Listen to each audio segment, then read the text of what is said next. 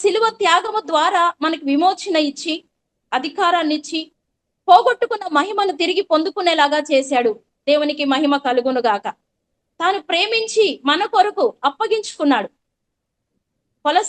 ఎఫెసీ పత్రిక 2వ అధ్యాయంలో ఉంటది, మహాప్రేమ చేత.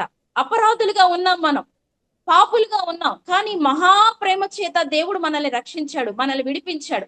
మన పాప స్థితిని తీసివేసి మనం ఇంకనూ పాపులమై ఉండగా దేవుడు మనల్ని నీతిమంతులుగా చేశాడు. దేవునికి మహిమ కలుగును గాక. పాపం అనే స్థానంలో నుంచి ప్రభు మనల్ని నీతిమంతులుగా తీర్చి, ఆ పోగొట్టుకున్న మహిమను, పోగొట్టుకున్న అధికారాన్ని దేవుడిచ్చి, ఆయన బిడ్డలుగా బ్రతకాలని దేవుడు మన పట్ల ఆశ కలిగి ఉన్నాడు. చూడండి, దావీదు గారు తన తరము వారికి సేవ చేశాడు.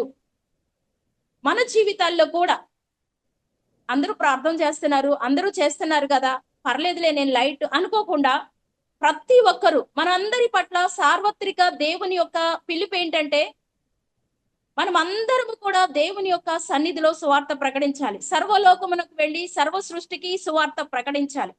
రక్షణ పొందిన మనమందరి మీద సువార్త ప్రకటించవలసిన భారం ఉంది.